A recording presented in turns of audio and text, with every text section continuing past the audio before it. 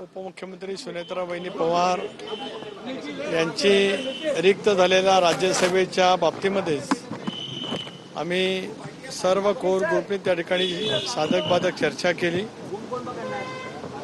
आणि त्याच्यामध्ये राष्ट्रवादी काँग्रेस पक्षाचे आणि पर्यायाने महायुतीचे, कारण एका जागेसाठी ती निवडणूक होते म्हणून उमेदवार म्हणून राजेंद्र जैन हे आज पक्षाने त्या ठिकाणी अधिकृतरित्या उमेदवार ठरवलेले आहेत।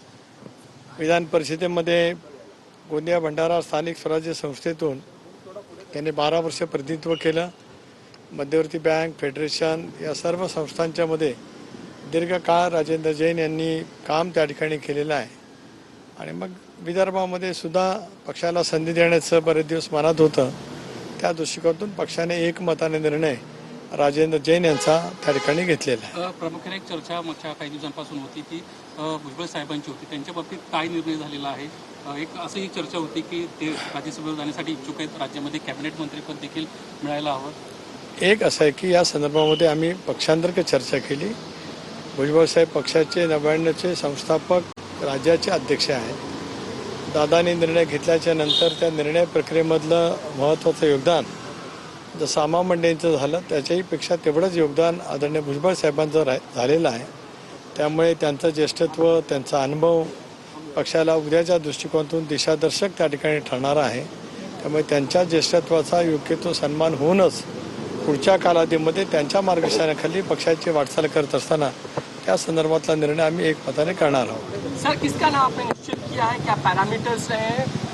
राष्ट्रवादी कांग्रेस पार्टी की तरफ से हमारे नेता सुनेत्राबाई पवार जो हमारे राष्ट्रवादी कांग्रेस के राष्ट्रीय अध्यक्ष हैं, राज्य के उप मुख्यमंत्री हैं, उनकी जगह रिक्त हो गई है।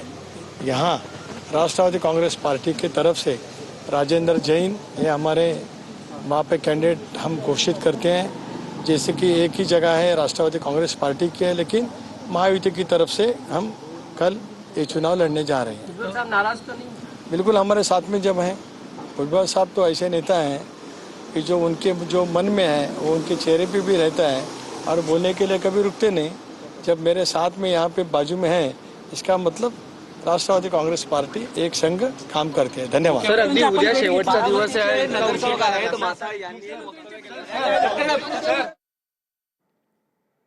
नुकतेच सुनील तटकरे यांनी माहिती दिली। राष्ट्रवादीकडून राजेंद्र जैन यांना उमेदवारी देण्यात आलेली आहे। राज्यसभेच्या उमेदवारीसाठी राजेंद्र जैन यांचं नाव राष्ट्रवादीकडून एकमतानं निश्चित केलंय असं सुनील तटकरेंनी सांगितलं। राष्ट्रवादीच्या कोर कमिटीची गेल्या 2 तासांपासून बैठक सुरू होती। ही बैठक संपल्यानंतर बाहेर आल्यावर सुनील तटकरे यांनी नाव घोषित केलंय।